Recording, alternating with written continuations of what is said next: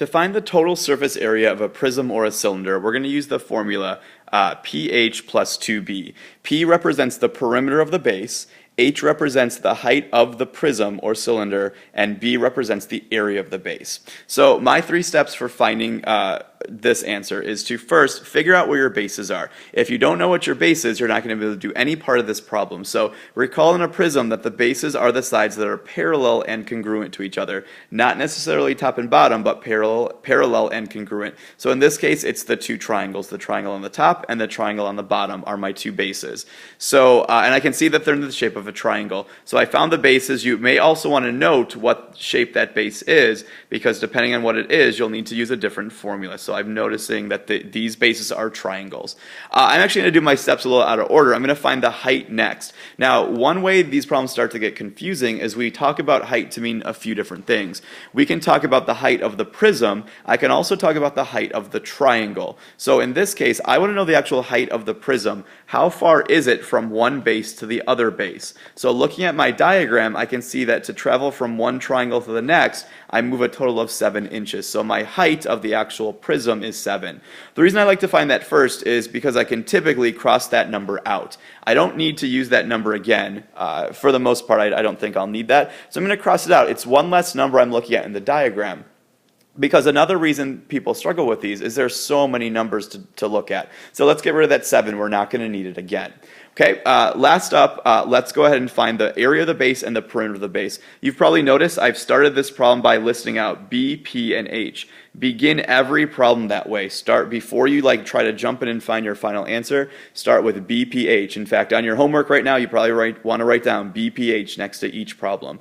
Area of the base, perimeter of the base, and height of the prism. So let's go ahead and find the area of the base. Now we noted that the area, the base itself was a triangle. So going from memory or looking at your formula cards or your little books, recall that to find the area of a triangle, it's 1/2 times the base times the height. Now here's where I said it's getting confusing because base and height now have a different meaning. In this case, we're only talking about the base and height of the triangle. So I'm only looking at this triangle down here. I remember that base and height have to be perpendicular, so I can see that the 2 sides I need are those 2 sides right there. Well, one of them's labeled 8, the other doesn't have a label, but since that side up there is 6, I know that side right there is going to be 6. I can slide these sides around to get different measurements. So looking at just the base then, I can see that to find the area of it, I have to do 1/2 times 6 times 8. Now 7 is not the height of the triangle, 7 is the height of the prism.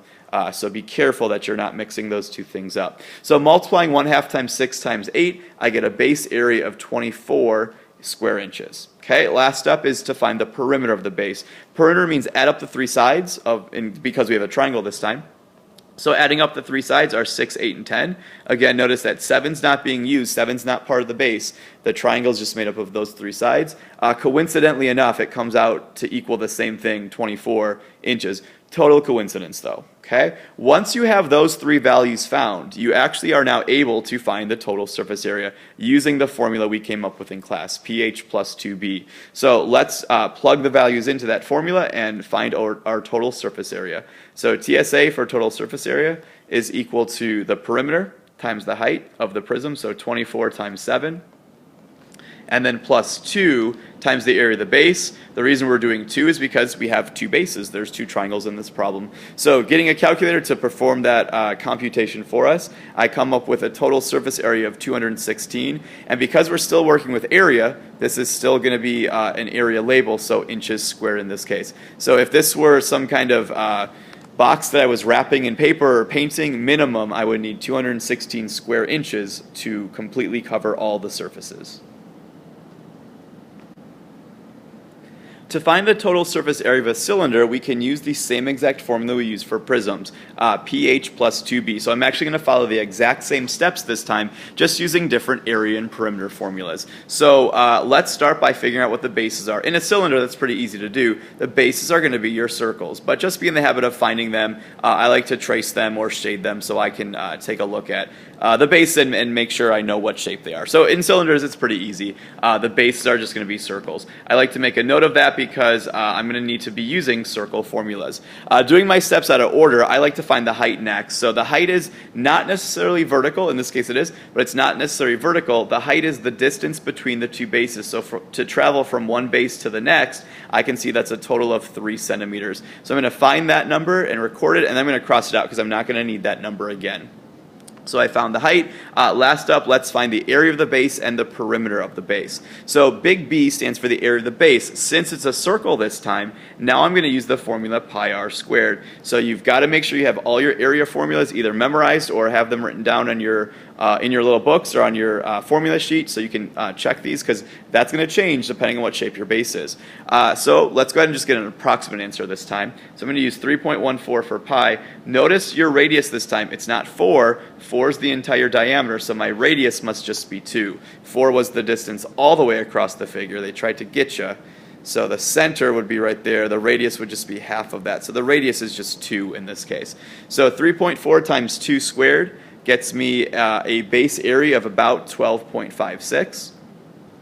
And then finally, P stands for perimeter of the base. Now, we never called it perimeter of a circle. We called it circumference, but it meant the same thing. It meant the distance around. So checking my formula card, or memorizing my formula, I know that the circumference is 2 times pi times the radius. So once again, getting an approximate answer is going to be 2 times 3.14 times a radius of 2.